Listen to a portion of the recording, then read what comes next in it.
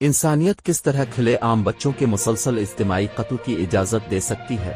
4 माह से जायद अरसे से असीर बच्चों को मुजरिमाना तौर पर पागल नेतन्याहू ने बड़े पैमाने पर कत्ल का हुक्म देते हुए दुनिया से वादा किया कि वो मुस्तकबिल करीब में कत्ल को नहीं रोकेंगे। बेंजामिन नेतन्याहू ने इसराइल के वजीर आज़म की हैसियत से इसराइल के गैर कानूनी फौजी कब्जे के तहत 31,000 असीरान फ़लस्तीनियों को कत्ल करने, माजूर करने और भूख से मरने का हुक्म दिया है। इसके 4 माह के तवील अहकामात के जरिए इसराइल की फिजाइया को मुसलसल बमबारी और हवाई हमले करने का हुक्म दिया गया है।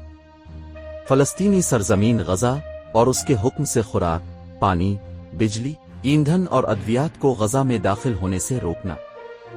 30 जनवरी को सैटेलाइट डेटा के तज्जिये ने तबाही की हद को जाहिर किया। तज्जिया से पता चलता है कि इस तहरीर से 6 हफ्ते पहले ही पूरी गजा की पट्टी में 1,44,000 से 1,75,000 इमारतें तबाह हो चुकी थी।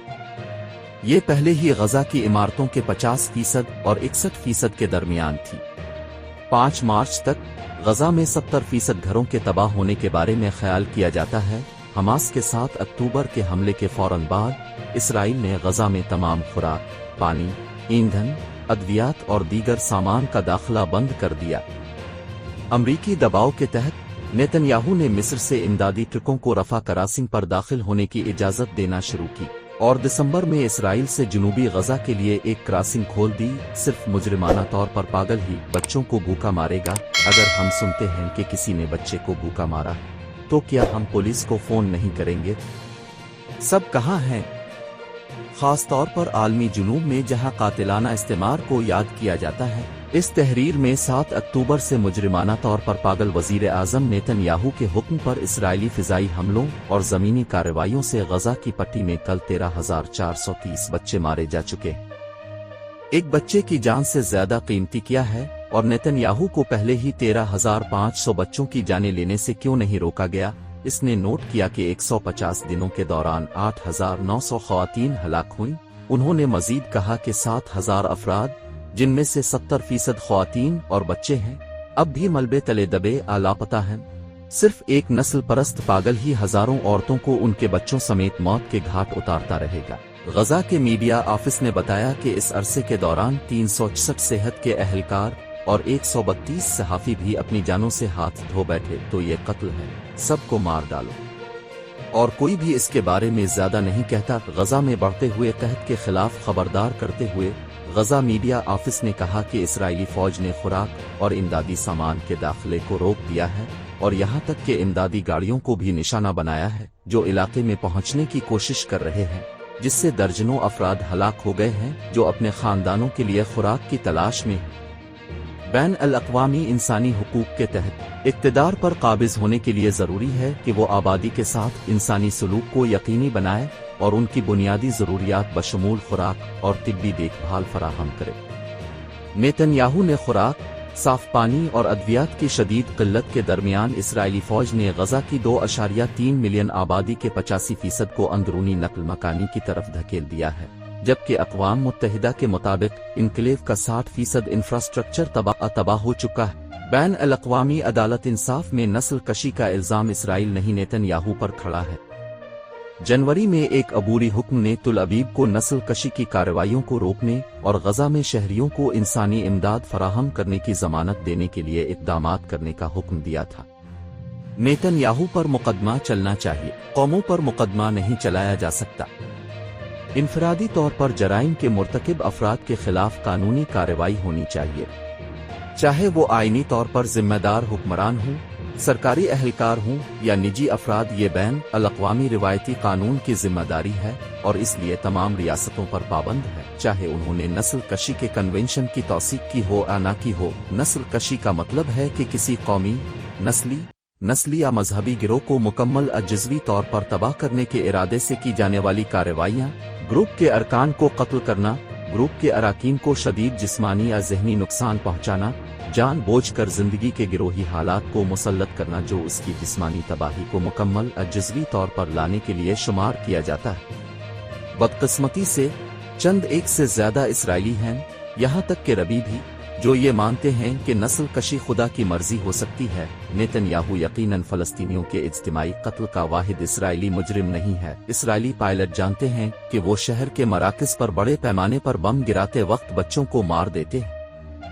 क्या पायलटों को ये महसूस कराया गया है कि खुदा, और न सिर्फ नेतन्याहू, किसी भी और तमाम हालात में उनके साथ है? नेतन्याहू 7 अक्टूबर को हमास की क़यादत में गोरीला हमले को गजा में फंसे फ़लस्तीनियों को ख़त्म करने के बहाने के तौर पर इस्तेमाल करता है। क्या नेतन्याहू इस जुर्म में पागल है कि इसराइलियों को मालूम हुआ कि वो हमास के अंदर कई सालों से धड़ों की माली मुआवनत कर रहे हैं? नेतन्याहू का मंसूबा फ़लस्तीनियों को मुनक़सम रखना था और इस तरह वो फ़लस्तीनी रियासत बनाने से कासिर थे। नेतन्याहू ने कहा, जो भी फ़लस्तीनी रियासत के खिलाफ है इसे गजा में फंड्स की मुंतकली के लिए होना चाहिए, क्योंकि मगरबी किनारे में फ़लस्तीनी अथॉरिटी और गजा में हमास के दरमियान अलहदगी बरकरार रखने से फ़लस्तीनी रियासत के क़याम को रोकने में मदद मिलती है। मीडिया इसराइल को शिकार के तौर पर घड़ता है। नेतन्याहू बतौर नजात दहिंदा मगरबी सहाफ़ी खबरों के इंतखाब और भूल चौक के जरिए नस्ल कशी के लवाजमात के तौर पर काम करते। अक़वाम मुत्तहिदा के इंसानी हुकूक के सरबराह ने जुमा के रोज़ मशरिकी यरूशलेम समेत मकबूजा मगरबी किनारे में गैर कानूनी इसराइली नस्ल परस्ताना बस्तियों की रिकॉर्ड तोसी और इसराइली काबिज़ अफवाज और आबादकारों के फ़लस्तीनियों के खिलाफ तशद्दुद में ड्रामाई इजाफा की मजम्मत की।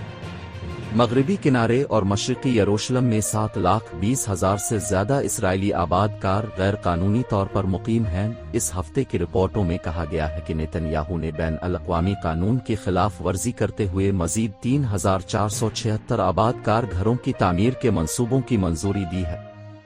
रिपोर्ट के मुताबिक इसराइली काबिज़ अफवाज और आबादकारों ने 7 अक्टूबर से मगरबी किनारे में कम अज कम 413 फ़लस्तीनियों को हलाक किया है, जिनमें 107 बच्चे भी शामिल हैं, जबकि 4,600 से ज्यादा जख्मी हुए हैं। इसराइल की नस्लों से फ़लस्तीनी ज़मीनों पर तवील अरसे से गैर कानूनी और अक्सर व बेशतर कातिलाना कब्जे और आबादकार इस्तेमारियत के बावजूद CIA की निगरानी में PPS, CNN, CBS, NBC, ABC, Fox CNN और दीगर अमरीकी और यूरोपी तफरीही खबरों के ग्रुप ने अपने नाजरीन को मुतासिर किया है।